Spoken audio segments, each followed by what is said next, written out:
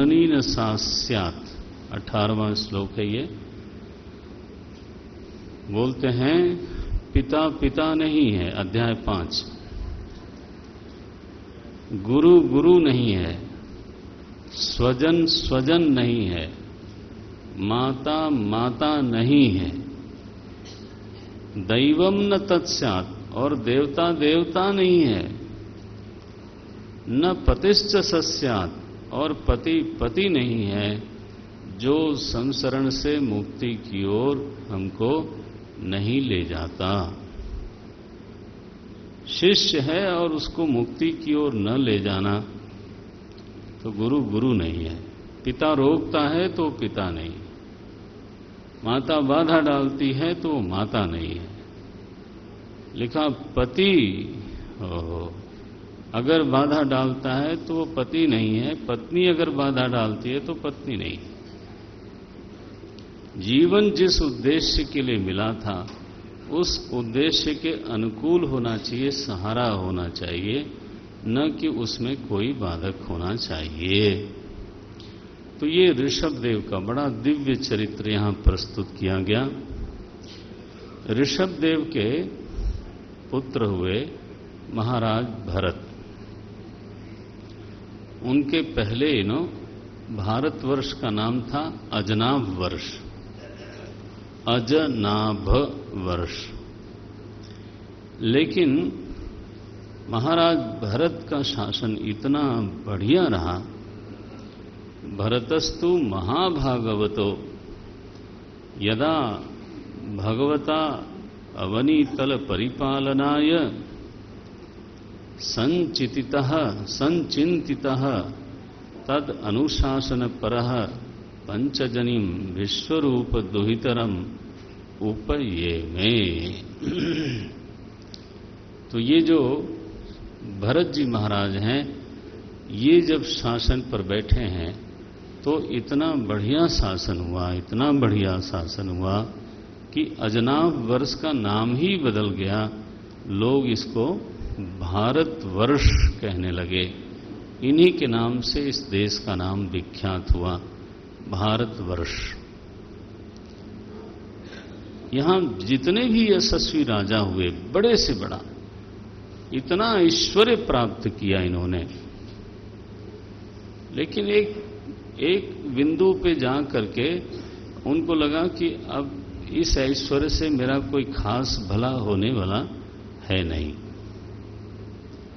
तो सभी को अपनी आयु में समय रहते वैराग्य की प्राप्ति हुई है। भागवत में ये निवृत्ति परायण ग्रंथ है। प्रवृत्ति करने के बाद, प्रवृत्ति के शिखर पर पहुंचने के बाद ऐसा कोई राजा पढ़ने को नहीं मिलता है जिसको वैराग्य की प्राप्ति न हुई हो। मुझे एक हमारे निकट के व्यक्ति हैं, तो एक दिन उन्होंने कहा मुझे कि Swami ji, now the role of money is over in my life. समृद्ध व्यक्ति हैं। मैंने कहा भाई ये तो बात बहुत कम लोग कह सकते हैं, क्या मतलब है आपका?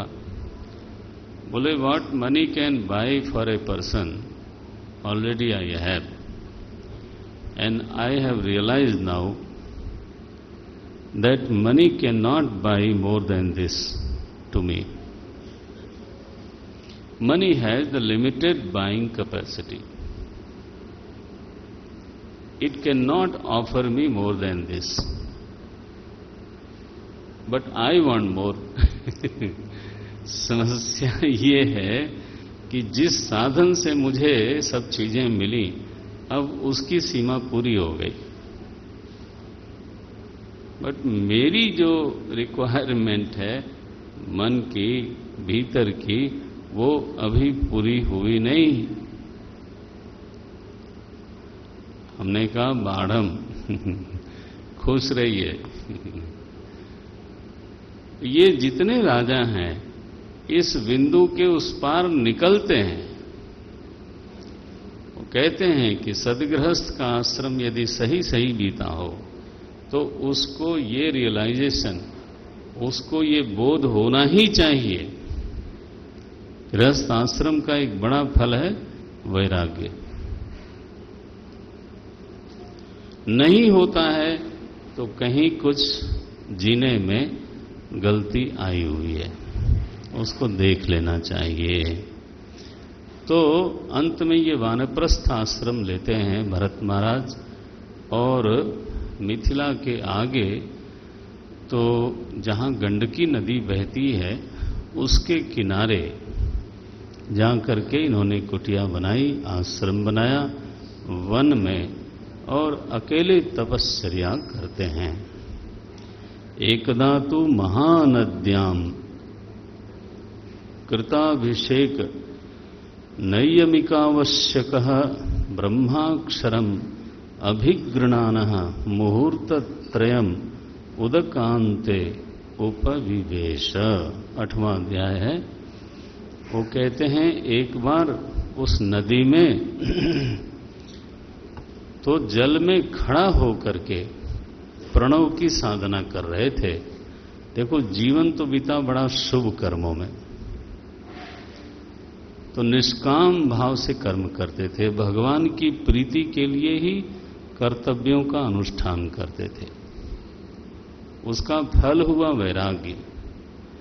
तपश्चर्या के लिए गए, तपस्या करते थे, पानी में खड़ा होकर के लिखा है ब्रह्माक्षरम अभिगृणानः मुहूर्तत्रयम्। तो दीर्घ समय तक तो वहां वो प्रणव का, प्रणव माने ओम, उसका वो जप करते हैं।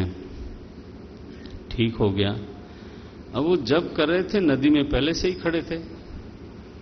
उन्होंने देखा कि उस पार एक हिरणी है और वो जल पीने के लिए झुकी है, गर्भिणी है। तो यकायक उसके पीछे से तो सिंह की दहाड़ हुई और वो ऐसी भयभीत हुई कि जोर से छलांग लगा करके नदी में कूद पड़ी। छलांग लगाने से तो उसका जो गर्भ है वो स्रवित हो गया। छोटा सा मृग छौना, वो बेचारा बहती नदी में जो है अच्छा मृगणी भाग गई, उस पार निकल गई, कहीं जाकर के वो कंदरा में विश्राम कर रही होगी, मर गई वहां। और ये छोटा सा जीव बह रहा था, तो आखिर साधना से हृदय तो शुद्ध हो पड़ा था। उनका चित्त द्रवित हो गया, बोले अरे अरे मेरे सामने। तो उन्होंने तैर करके उसको पकड़ लिया, अपने आश्रम में ले आए, उसको जरा सेवा करी, उसको जिला दिया उन्होंने अच्छी तरह से। अब धीरे धीरे वो इतना नजदीक आ गया महाराज, और उससे इनको प्रेम हो गया। ऐसा प्रेम हुआ कि उसको गोद में लेकर के पूजा करते थे। राम राम। ऐसा प्रेम हुआ कि उसको बिस्तरे में साथ लेके ही सोते थे और कभी उसको डांटते नहीं थे। वो बड़ा होने लगा और जब ये ध्यान करने बैठे तो वो पीठ खुजलाए इनकी, तो बोले शैतान हो गया है, ऐसे शब्द बोले हैं, बड़ा दुष्ट हो गया है, बड़ा शैतान हो गया। डांटे नहीं, लेकिन एक बार कहीं खो गया तो विरह व्याकुल हो गए। हो ऐसी आसक्ति उस हिरण में हुई कि बस आप कहिए मत। कई बार हम लोग ना, हम साधु लोगों में भी और जो लोग भी थोड़ा ऐसा जीवन चुनते हैं, तो हम लोग कई बार अपने मुंह से ऐसी बातें कहते हैं या हम सुनते भी हैं कि अरे हमने फैक्ट्री छोड़ दी, इसमें क्या रखा है। आश्रम में मानो हम रह रहे हों तो माने ये तर्क दिया जाता है कि हमने काफी बड़े बड़े पद छोड़े हैं, आश्रम में क्या रखा है कि जिससे कि हम आसक्त होंगे। देखो ये एक छलावा है, ये बिल्कुल जरूरी नहीं है कि आप बड़ी चीज छोड़ के आए हो तो छोटी में आसक्त नहीं होगे। आसक्ति एक अजीब सी चिपकू चीज है कि महाराज सुई से हो जाए। कल हम आप बताओ, राज्य छोड़ के आए राजा भरत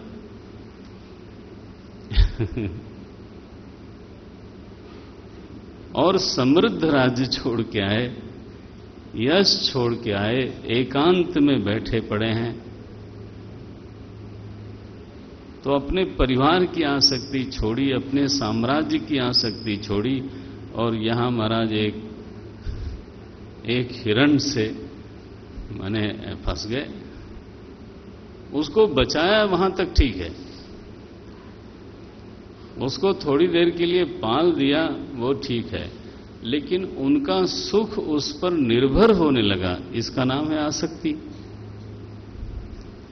जब मेरा सुख किसी पर निर्भर हो जाए उसी को आसक्ति बोलते हैं।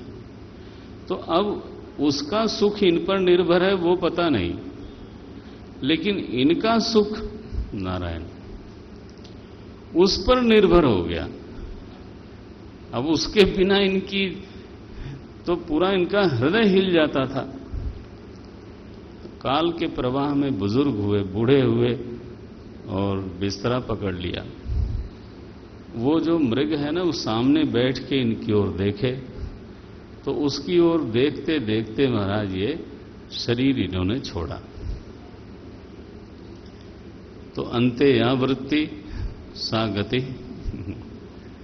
तो वृत्ति ये थी इनकी कि हिरण्य की ओर आसक्त थे, तो महाराज की जो योनि बनी अब ये अनिर्वचनीय बना ना। देखो कहते हैं जन्म का कारण जो है कर्म होता है। तो राजा भरत के जो कर्म हैं वो कोई खराब तो नहीं थे। तो जन्म का कारण कर्म होता है, ये सही है, लेकिन ये भी सही है कि जन्म का कारण तात्कालिक स्वभाव होता है।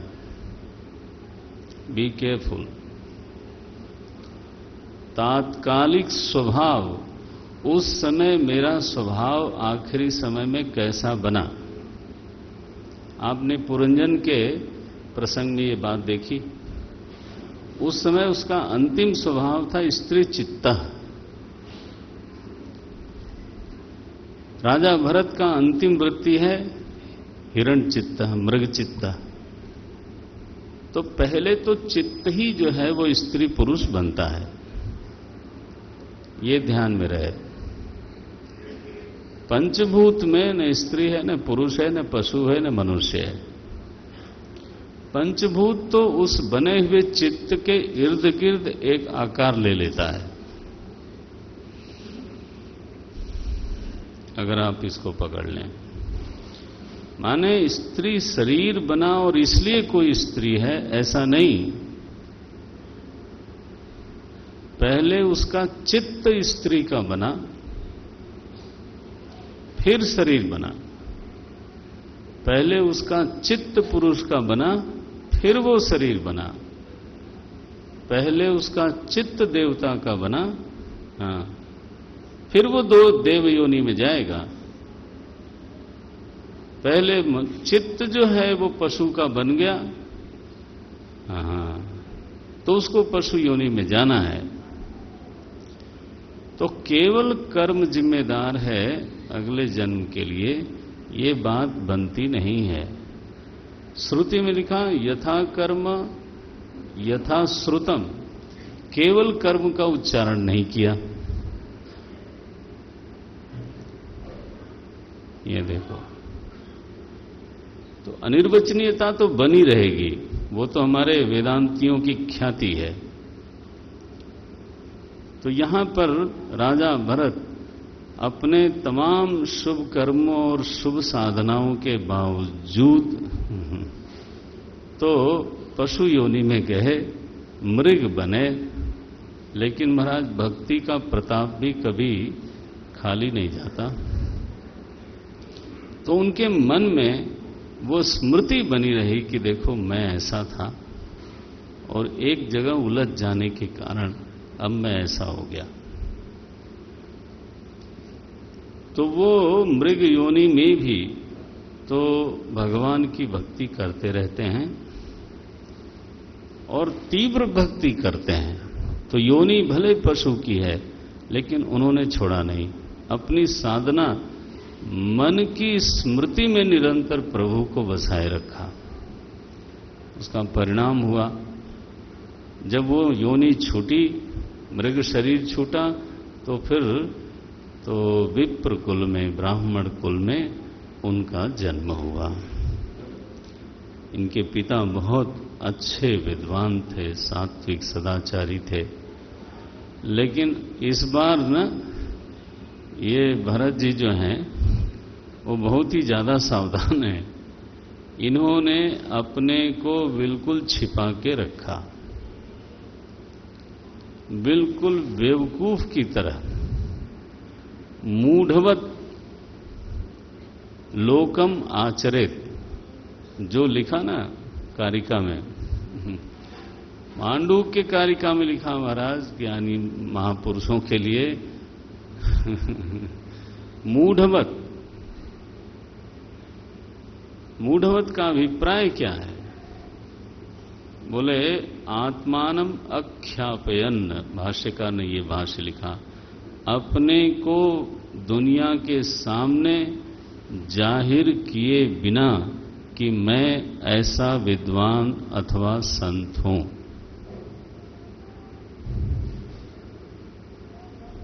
ऐसा लिखा।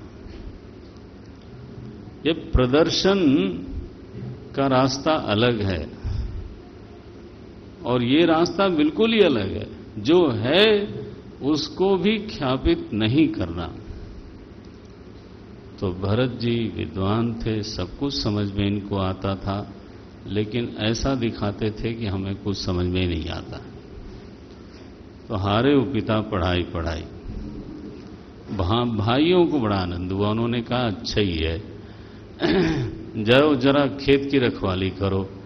अब ये महाराज खेत की क्या रखवाली करें? चिड़िया खा रही हैं, वो खा रही हैं, पशु खा रहे हैं, वो खा रहे हैं।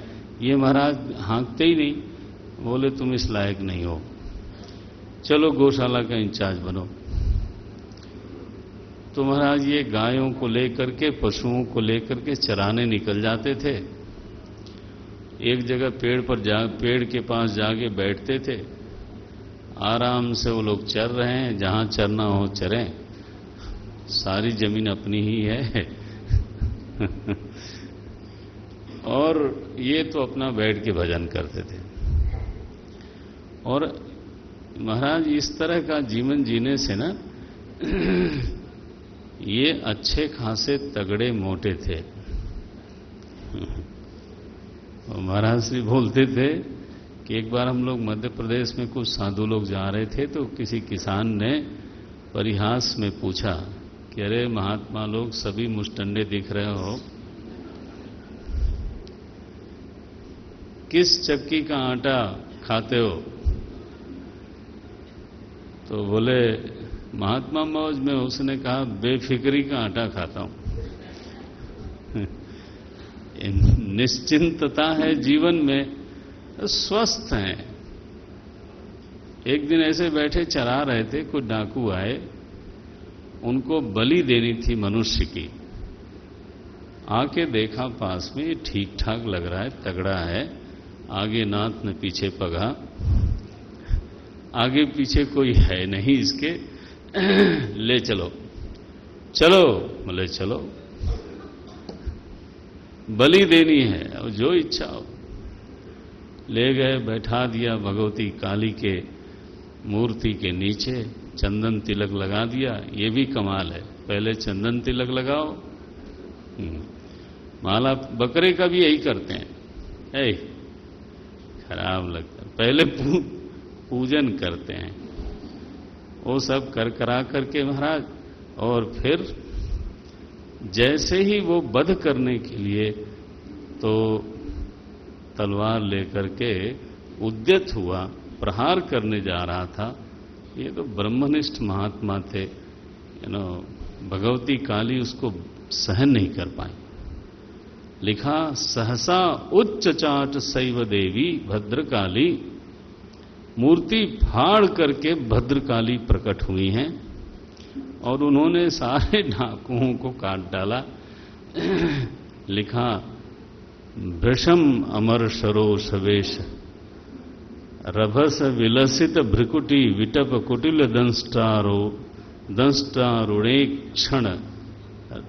रुणेक्षणाटो पाति भयानक वदना, हंतु काम वेदम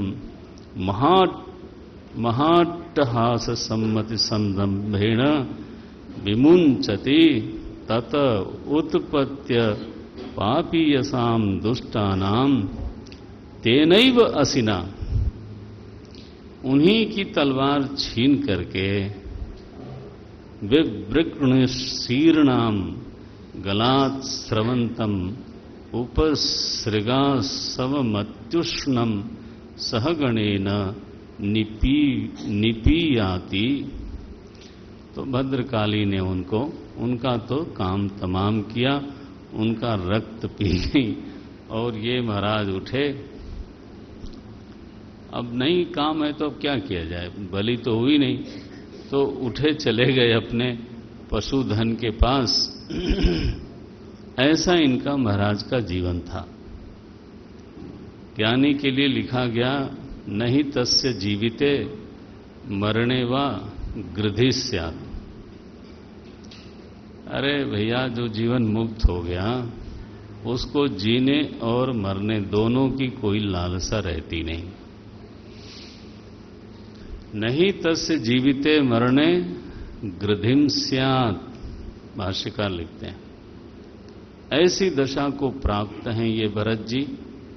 बताना तो यही चाहते हैं इस प्रसंग से। तो रोज पशु चारण करते हैं। एक दिन कुछ ऐसा घट गया कि एक राजा पालकी में बैठा हुआ, उसका नाम था रहुगण। तो पालकी में बैठा हुआ वो जा रहा था सत्संग के लिए, नारायण कपिल भगवान से सत्संग के लिए जा रहा था। रास्ते में अब पता नहीं क्या हुआ, उसके एक कहार का स्वास्थ्य बिगड़ा होगा। तो कहारों ने देखा कि ये ठीक ठाक है, रुष्ट पुष्ट है, पीबरह अस्ति, मोटा तो है ही है, ताजा भी है। इसलिए हिंदी में ऐसे बोलते हैं लोग, मोटा ताजा। अब ताजा माने क्या? ताजा दम है जो भी है। तो उसको महाराज उन्होंने तो पालकी में लगा दिया। अब इनको कोई ताल में चलना तो आता नहीं था और ऊपर से नीचे देख के चलते थे, और कहीं चींटी कीड़े दिखें तो वहां छलांग लगा देते थे। और जब छलांग लगाएं तो राजा का सिर टकरावे पालकी में। बताओ, अब उसने एक बार, दो बार, तीन बार कहारों को डांटा, क्या कर रहे हो तुम लोग? बोले महाराज हम कुछ नहीं कर रहे हैं, ये जो नया वाला है इसको चलना नहीं आता। तो एक बार उन्होंने कहा भैया ठीक से चलो, तुम तो ठीक ही ठाक लग रहे हो। जब देखा कि दूसरी बार भी ऐसा ही हुआ, तब लगा उसको कि अगर मैंने इसको दंड नहीं दिया, राजा था ना, तो ये औरों की चाल खराब कर देगा। तो इसको दंड देना बहुत जरूरी है। ये महाराज सिंधु सौवीर पति रहुगण हैं। हुआ ये कि जब कस के डांटा उन्होंने कि मैं तुम्हारी चिकित्सा करूंगा, भर्तृ शासनम अतिचरसि प्रमत्तस्य चते करोमि चिकित्साम दंड पाणिरीव जनताया यथा प्रकृतिम स्वाम भजिष्यसे इति। तब तुम बिल्कुल ठीक हो जाओगे। तुम्हारी चिकित्सा करूंगा अगर तुम संभले नहीं तो ये भरत जी जो हैं उन्होंने कहा कि देखो राजा, अगर तुम कोई चिकित्सा करोगे भी तो देह की करोगे, मेरी नहीं कर सकते। ये जितना भी जो तुमने कहा तुम बड़े मोटे तगड़े हो, फिर व्यंग में कहा तुम बड़े दुबले हो, इत्यादि इत्यादि जो कहा आपने, ये तो मेरा कोई धर्म है नहीं। आप मुझे एड्रेस नहीं कर रहे हो। स्थौल्यम कार्श्यम व्याधय आधयश्च क्षुत तृण भयम कलिरिच्छा जराच निद्रा रति मन्युरहम मदशुचो देहेन जातस्य। 10वां श्लोक है ये 10वें अध्याय का 10वां श्लोक। देहेन जातस्य हिमेन संति, ये देह का ही है, मेरा नहीं है। आप इस बात को ध्यान में रखो। और देह का व्यवहार मुझे कहीं कोई सच्चाई लगती नहीं उसमें। और जो आप कह रहे थे ना कि मैं स्वामी हूं, तो ये जो स्वामी सेवक का संबंध है, ये भी कोई नित्य संबंध है नहीं। पश्याम यन्न व्यवहारतोन्यत क ईश्वर तत्र किम ईशितव्यम तथा विराजन करवाम किमते। बोले ये जो बुद्धि आपने बना रखी है कि मैं स्वामी हूं, हमेशा से थे क्या? पिछले जन्म में भी आप यही थे क्या? और क्या पता कि